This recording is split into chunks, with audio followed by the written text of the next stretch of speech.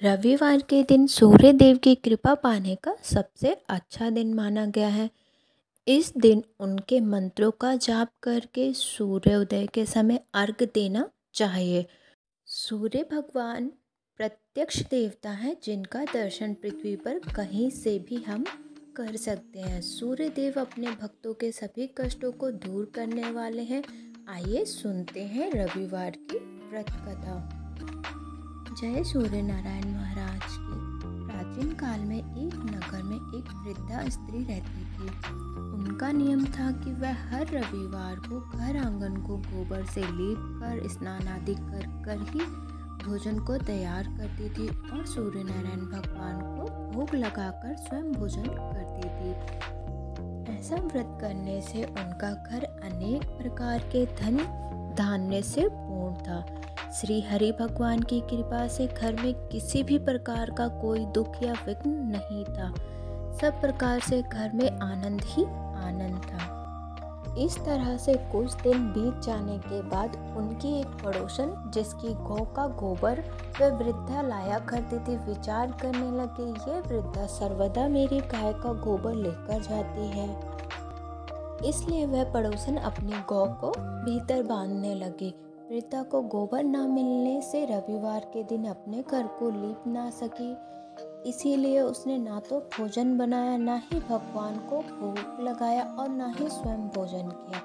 इस प्रकार वह उस दिन पूरे दिन निराहार व्रत किया। रात्रि हो गई और वह वृद्धा माँ भूखी ही सो गई। रात्रि में सूर्य भगवान ने उन्हें स्वप्न में दर्शन दिया और भोजन ना बनाने तथा भोग ना लगाने का कारण पूछा।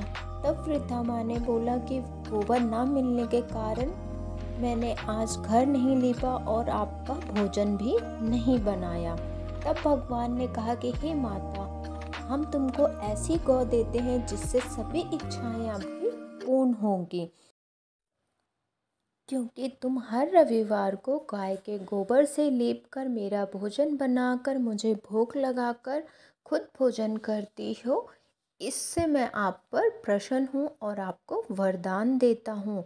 निर्धन को धन, बाज स्त्री को पुत्र देकर सभी दुखों को दूर करता हूँ तथा अंत समय में मोक्ष देता हूँ। स्वप्न में ऐसा वरदान देखकर भगवान तो अंतर ध्यान हो गए और जब वृद्धा माँ की आँख खुली तो वह देखती है कि आंगन में एक अति सुंदर गौ और उसका बछड़ा बंधे हुए हैं।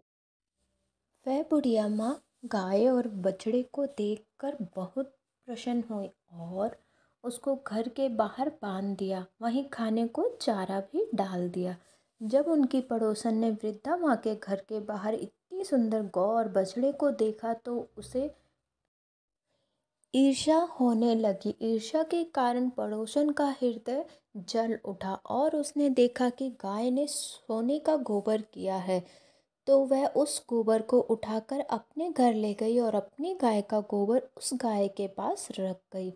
वह रोज ही ऐसा करती थी। इधर सीधी सादी वृद्धा माँ को इसकी खबर तक न होने दी।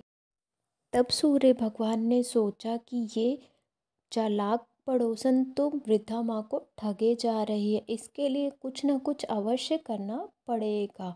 तो ईश्वर ने संध्या के समय अपनी माया से बड़े जोर की आंधी और वर्षा करा दी। वर्षा और आंधी के भय से गौ माता को वृद्धा माँ ने अंदर बांध लिया और प्रातःकाल उठकर जब वह गौ माता के पास गई तो उन्होंने देखा कि गौ ने सोने का गोबर दिया है। यह देखकर उनकी आश्चर्य का कोई सीमा न रही। वह प्रतिदिन उस दिन से अपनी गौ को अंदर बांधने लगी।